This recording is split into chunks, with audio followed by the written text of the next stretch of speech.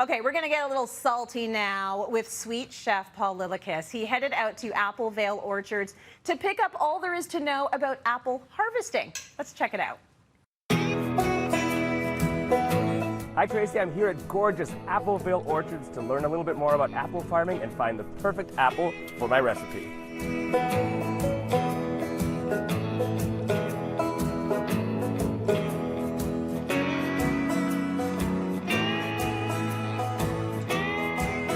All right, I'm here with Joe and Sheila.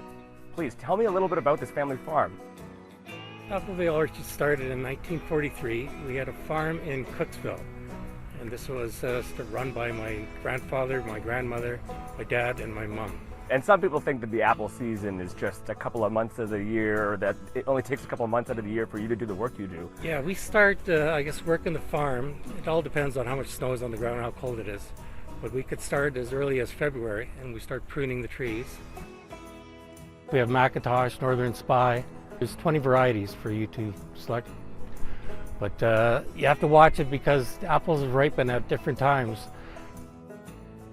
Now, I'm making a caramel apple recipe, and I want an apple with tartness to counterbalance the extra sweetness of my caramel.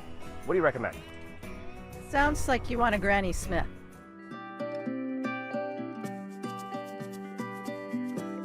So this is the Granny Smith tree. This is what you recommend for my recipe. What is it about this apple that makes it perfect? Well, it'll be super tart right now, Paul. We're a little bit early to pick it, but it'll be a really nice counterbalance to the caramel coating that you're going to put on in your recipe. And you say sometimes people will pick these a little early specifically for that tartness? They sure do, and you know, some people just love the tart. There are those who prefer sweet, and you know, they'll eat anything, even if it's picked before it's time. They just love how sour it is. I think that's great. That's gonna be perfect. So, do you mind if I pick some? Oh, go ahead. Go ahead.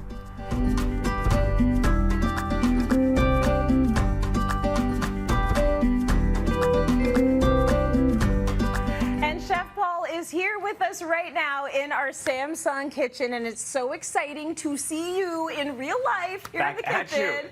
It's great to have you here. Now, I love the fact that we are going to be making caramel apples. Yeah. And you say that you like to use a tart apple. You say that is the best thing for this recipe, and why is that? Okay, so when I was on the farm yesterday, I was asking Sheila and Joe, who, by the way, were so lovely to have me there. Nice. I was saying, what's the best apple for a caramel apple? Of course, it's the Granny Smith, because you want that high acidity to balance that sugariness, that sweetness of the caramel. They're literally opposites. You've got roasty toastiness in that caramel, and you've got freshness. You've got acidity, brightness, and that snap. It's got that snap when you bite into it, so it's perfect complement for each other. That's why I was I was obsessed with Granny Smith apples for the longest time. Me too. I kind of switched to Gala now. I'm not cheating on you, maybe a little bit, but I like the toughness of it. Yeah. You know, like you say, the snap of it. It just feels good to bite. It does. Yeah.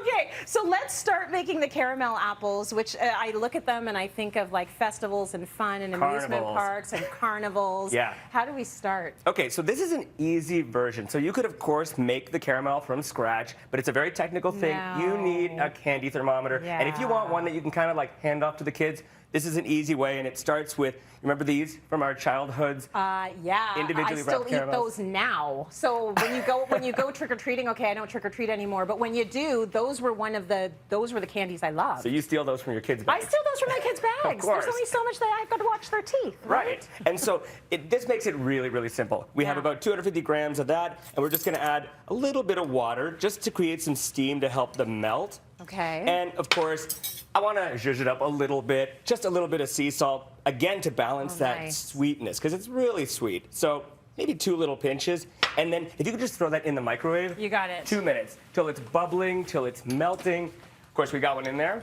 I work really quickly. Amazing. As you can see, this is done. Thank you. Nice and melted. And listen, we watched it doing the melting thing, and it's not like it was chunky and you had to get in there a million times to twirl it around. Like, it melted really nicely. Melts easily. You give it a stir. Wait for any bubbles to sort of dissipate. Give it a gentle stir. And now let's skewer our apples here. Oh, little fun fact that the farmers taught me.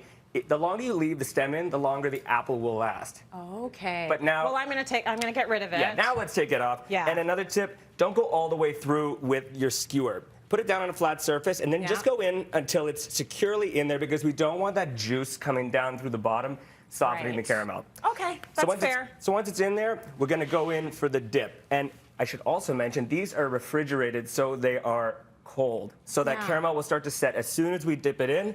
Okay. We're going to go in, give it a stir. You want some of that green peeking out, of course. Look at that. And then just That's good. let the excess drip off. I like to give it a little spin. Nice. And then you want to do yours? Well, there's something very satisfying about that. I want to try totally. this as well. So you went all the way down. Yep. Give it a tilt. And then just pull it right up. Let the excess drip off. And then right onto a plate. And if you wanted to, let's say you wanted to dip it in nuts, now would be the time. Or maybe just give it a second to set just a little bit. Yeah. But in this case, we're going to put these right into the fridge. Okay. Set these for an hour, because we want that caramel nice and hard. Yeah. So these go in, and of course, I have a few that are ready. So cold apples before you put them in the caramel, then put the caramel apples back into the fridge. Right. Take them out in an hour.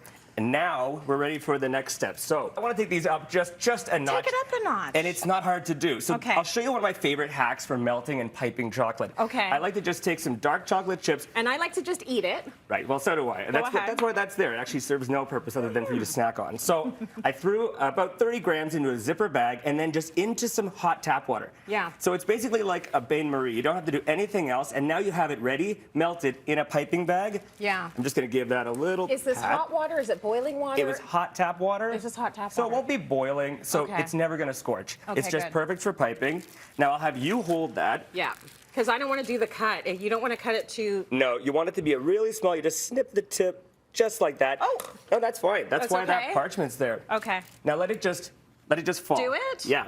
Okay. I want a steady I just don't want to stream. waste any chocolate. Don't worry. Now we're going to just spin it Oh. back and forth. Oh, that's beautiful. And you get this very professional looking apple, just a little bit better than the carnival. Beautiful. It's beautiful. I say, like, the rule of thumb is, you want to do the other one? Sure. The rule of thumb is anytime you can add chocolate to a recipe, ladies and gentlemen, you should do it. I mean, Yeah, come why on. not? Why wouldn't you? And, It's like- always going to take it to a whole other level. Oh, that one's even better. That's so good.